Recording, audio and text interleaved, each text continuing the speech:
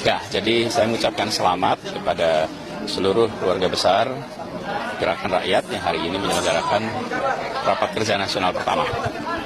DPP, DPW, seluruh Indonesia hadir. Dan yang menarik adalah Rakernas ini separuh hari dipakai untuk membahas tema-tema strategis untuk Indonesia ke depan.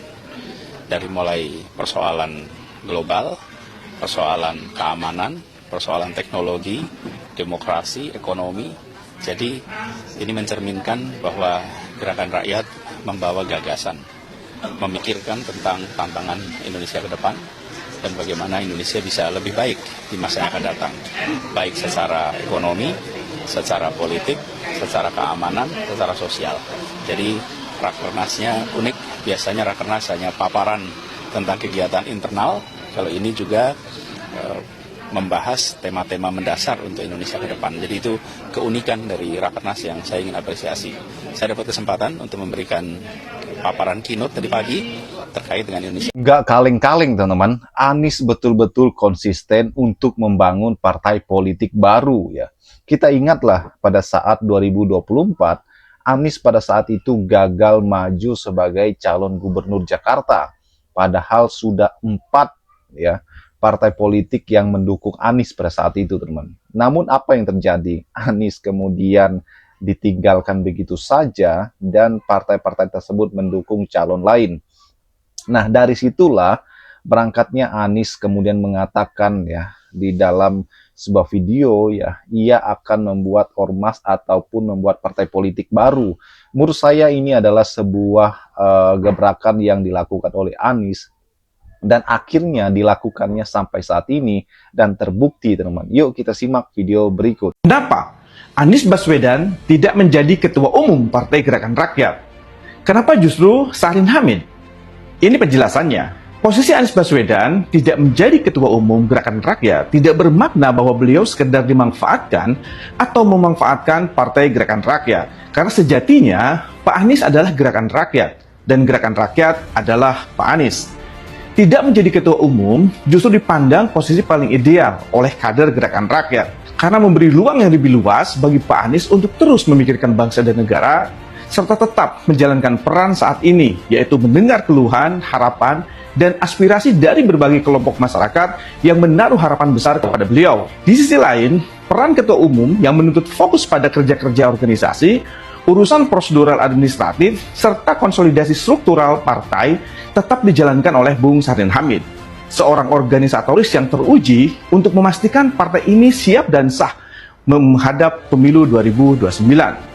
Bung Syahrin telah lama menjadi orang kepercayaan Pak Anies dan memiliki kedekatan kuat dengan lingkaran relawan Pak Anies Baswedan, termasuk Tim Amin di Pilpres 2024. Karena itu pembagian peran ini justru akan menguatkan Partai Gerakan Rakyat dan juga masyarakat. Jadi tegasnya tidak ada yang memanfaatkan dan dimanfaatkan.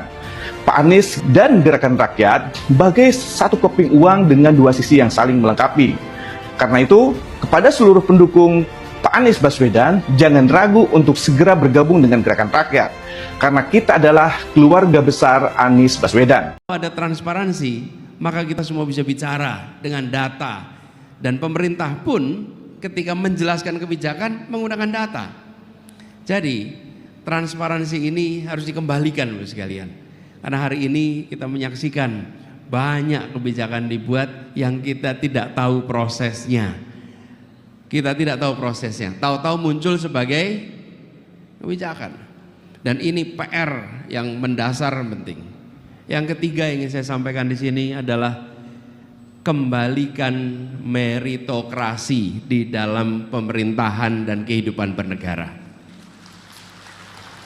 Posisi diberikan pada yang berprestasi, bukan diberikan karena koneksi. Dan kita tahu banyak sekali hari ini diberikan tanggung jawab bukan karena kompetensi, bukan karena prestasi, tapi karena koneksi. Kapan negeri ini maju kalau tugas-tugas publik diberikan kepada orang-orang yang kompetensinya tidak nyambung, apalagi kompetensinya di bawah standar, diiringi dengan koneksi yang kuat, akhirnya negara tidak bekerja untuk kepentingan publik, tapi negara bekerja untuk kepentingan koneksi-koneksi yang ada. Apa yang kemudian terjadi? Yang digambarkan oleh Pak Walil di awal. Ketika Indonesia dianggap terjebak di dalam middle income trap karena kebijakan-kebijakan yang disusun bukan untuk memberikan kebermanfaatan kepada rakyat banyak, tapi diberikan untuk memberikan kebermanfaatan pada sesama elit pemegang kewenangan. Pemimpin beda dengan pejabat. Pejabat itu pemegang kewenangan. Kita sering ketemu pejabat yang bukan pemimpin. Betul nggak? Iya. If you have no follower, you are no leader. Kalau Anda tidak punya pengikut, Anda bukan. Jadi pemimpin itu yang diikuti apa? Pikirannya, diikuti ujarannya, diikuti tindakannya. Nah, pertanyaan nih, ketua preman di terminal pemimpin bukan? Iya. Pemimpin baik bukan?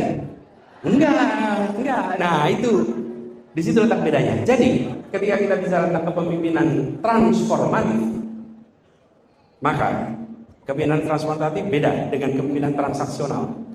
Kepemimpinan transformatif adalah kepemimpinan yang kata-katanya, pikirannya bisa menginspirasi, bisa menggerakkan sehingga terjadi perubahan.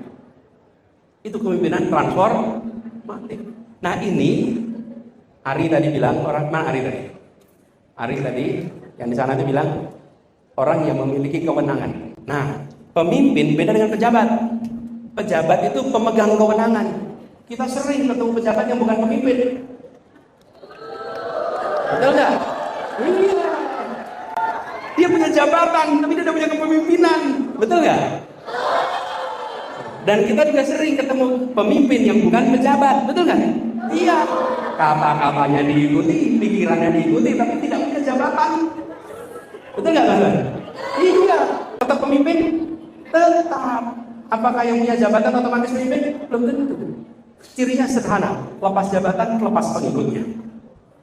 Karena orang mengikuti karena otori. Kita ingat pernah ada pembangunan kereta api cepat dari Jakarta ke Bandung. Yang menanggung adalah rakyat dari Sabang sampai Merauke. Yang merasakan negara tidak boleh sibuk mengejar seremoni dan proyek-proyek yang berbiaya besar, tapi manfaatnya belum tentu dirasakan oleh rakyat.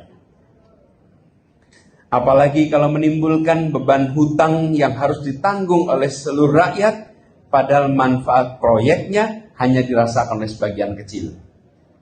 Kita ingat pernah ada pembangunan kereta api cepat dari Jakarta ke Bandung. Yang menanggung adalah rakyat dari Sabang sampai Merauke. Yang merasakan